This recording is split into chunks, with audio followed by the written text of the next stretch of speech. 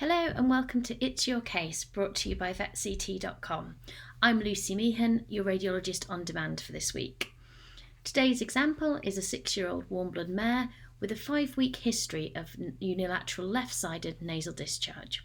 So we've only got two views in this case. So we've got a laterolateral and a dorsoventral view of the head. So just a word about the markers. So the laterolateral has a left marker on it, which means that it's been taken with the left side of the head closest to the plate. So if we're looking at our laterolateral view first, this is on the right of the screen, we can see that there's 1, 2, 3 very sharply demarcated lines within the dorsal part of the head.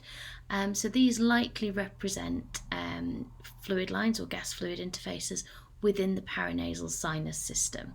So as you're all aware, horses have quite a complicated paranasal sinus system. The most dorsal sinus is the contrafrontal sinus, so this fluid line here is likely within the contrafrontal sinus.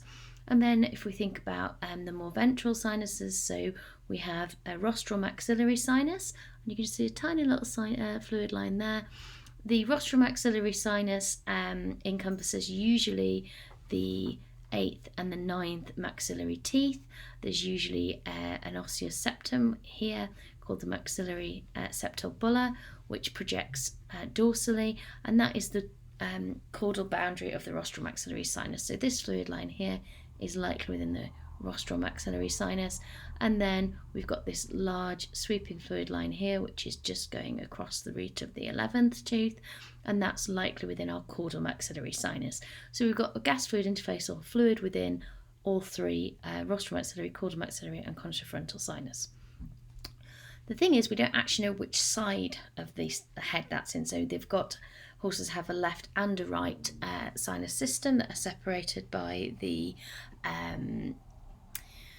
nasal septum.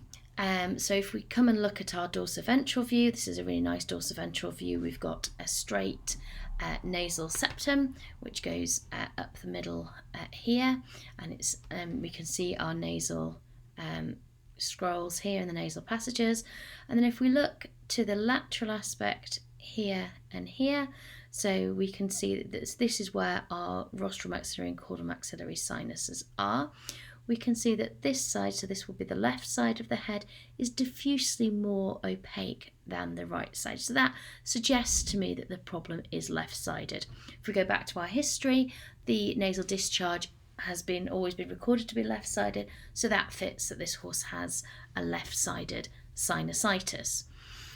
So now we need to think about what might cause a sinusitis. Well, there's two main causes in horses. One is what we call a primary sinusitis. So for some reason the drainage angle gets blocked, bacteria take root in the sinus, and there forms a sinusitis, and the horse retains fluid in the sinus. So that's one of the things.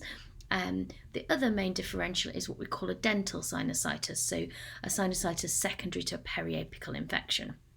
Now you may recall at the beginning of the video I said that this wasn't a complete set of images, and I don't think it's possible for us to determine whether this is a primary sinusitis or a secondary dental sinusitis based on these images.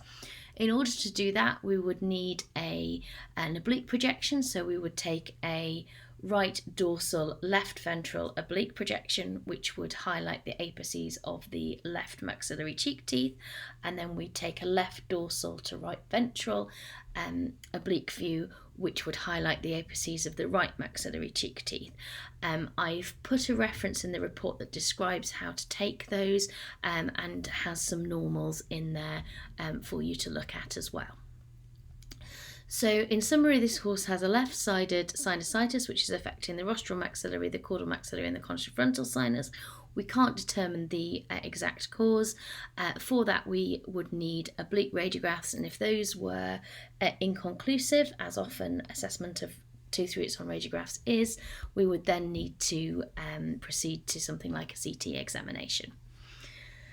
Be sure to review the full report associated with this case. Like I said, there's some helpful further reading in there as well. Thank you for listening, and please remember it's your case, so do feel free to ask questions on social media. Thank you.